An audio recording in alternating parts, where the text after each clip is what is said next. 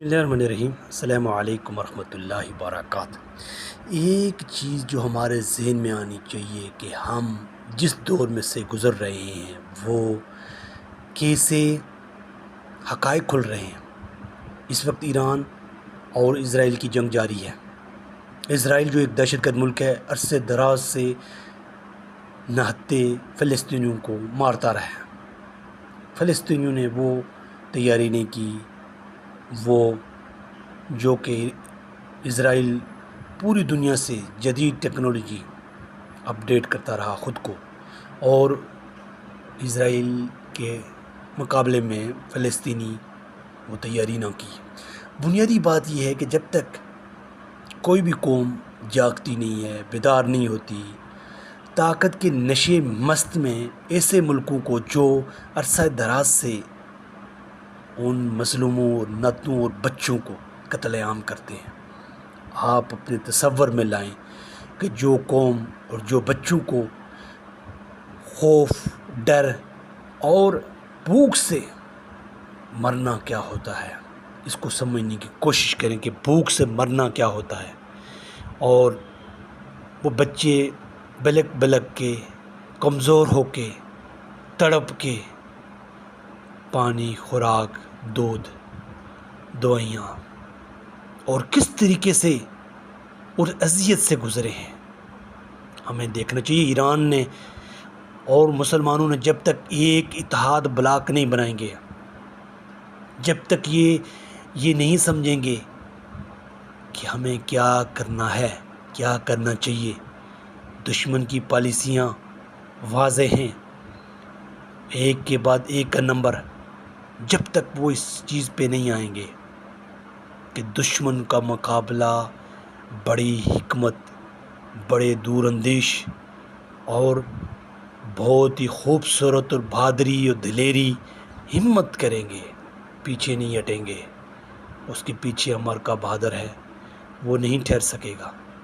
آپ یقین جانیں کہ جتنی بھی وہ کوششیں کرتا ہے، جب اسرائیل مارا جا رہا ہو، اسرائیل پھنس گیا ہو، اسرائیل کو نقصان پہنچ رہا ہو، اسی طرح اس نے بھارت کے ساتھ کیا، لیکن وہ سامنے خود نہیں آ سکتا ہے، آئے گا تو وہ بھی اسی طرح کا مزے چکھے گا، اور اپنی معاشی حالت اس کی ہمارے پاکستان کے مقابلے میں 500 گنا زیادہ اس نے قرض لے چکا ہے، اپنی اس انجام کی طرف جائے گا۔ لیکن اس ملکوں کو سمجھنا چاہیے، چائنا، روس، کہ یہ موقع ہے، جب تک امریکہ، اسرائیل، اس کی ناجائز اولاد اس سرزمین میں موجود ہیں، امن قائم نہیں ہو سکتا۔ امن کے لیے ضروری ہے کہ ہم بھرپور کوشش جاری رکھیں، اور ایسے ملکوں کو جس نے عرصہ دراز سے حیات انسانی کو تنگ کیا ہوا ہے، پریشان کیا ہوا ہے، ان کو ایسا جواب دیا جائے کہ ان کی نسلیں یاد رکھیں۔ لیکن یہ تبھی ممکن ہوگا جب ہم اس کی طرف بھرپور کوشش کریں گے۔ ہمارے پاس سب کچھ موجود ہے، پلاننگ موجود ہونی چاہیے، منصوبہ بندی، فیصلے، اور سب سے بڑے فیصلوں میں کہ آپ نے اتحاد کو قائم رکھنا ہے، آپ نے کسی بھی چھوٹی چھوٹی چیزوں کو نہیں لانا۔ صرف ایک ہیں، ہم مسلمان ہیں، ہم نبی صلی اللہ علیہ وسلم کے داعی ہیں کہ یہاں پہ صرف امن کا نظام قائم ہوگا، عدل کا نظام قائم ہوگا، یہاں پہ کوئی بھی شخصی نظام قائم نہیں ہوگا، یہاں پہ کسی مسلک کا نہیں، صرف اللہ کے رسول نے جو تعلیم دی ہے اس کو سامنے لائیں گے۔ اور کوئی بھی کرے، کالا ہو، گلوٹا ہو، امیر، کوئی بھی منتخب ہوتا ہے، لیکن جو عادل ہو، جو منصف ہو، جس کے اندر تقوی ہو۔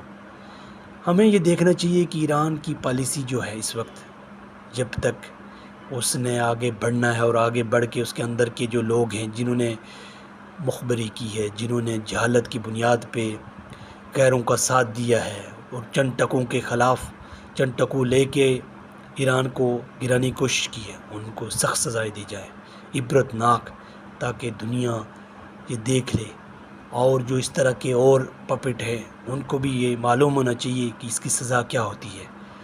یہ تبھی ممکن ہوگا جب ہم اس پہ کام کریں گے، کوشش کریں گے۔ تو ہماری بنیادی کوشش یہی ہونی چاہیے کہ ایران کو کھڑا کریں، ایران کا ساتھ دیں اور مظلوم لوگوں کا مدد کریں۔ جب تک ہماری کوشش، محنت اسی وقت رنگ لائے گی جب تک ہم آگے بڑھیں گے اور اپنی بھرپور کوشش کے ساتھ عملی اقدامات کریں گے، اور جتنی بھی پروڈکٹ ہیں ان کی بالکل ان کو زیرو کریں۔ اگر ان کو زیرو نہیں کریں گے، پروڈکٹ میں ان کی استعمال کریں گے، تو پھر تو وہی چیز ہوگی۔ آپ ان کو توانا بنا رہے ہیں، آپ ان کی معیشت مضبوط کر رہے ہیں، انہی سے وہ اسلحہ خرید رہے ہیں، اسلحہ بنا رہے ہیں، ٹیکنالوجی خرید رہے ہیں، ٹیکنالوجی بنا رہے ہیں۔ ٹیکنالوجی کے مقابلے میں آپ نے ان کی مدد، ان کی چیزیں خرید کے کی ہے۔ اپنی چیزیں بنائیں، بہت اچھی بنائیں، آگے بڑھیں۔ یہ موقع ہے ہمارے پاس کہ ہم چینج کر سکتے ہیں اس رجیم کو، جو امریکہ کی ناجائز اولاد نے پوری دنیا کو اور گریٹر اسرائیل کے روپ میں وہ کر رہا ہے۔ نادم، شکست خوردہ ملک ایک دن اپنے ہزیمت دوچار ہوگا، صرف اس بنیاد پہ کہ ہم ایک ہیں اور ہمارا نقطہ نظر یہ ہے کہ امن ہو، احترام ہو، عزت ہو ہر ایک کو۔ معصوم جان کا قتل کرنا اسلام میں حرام ہے۔ ہم آگے بڑھیں اور کام کریں، زندگی کا موقع ہے۔ والسلام۔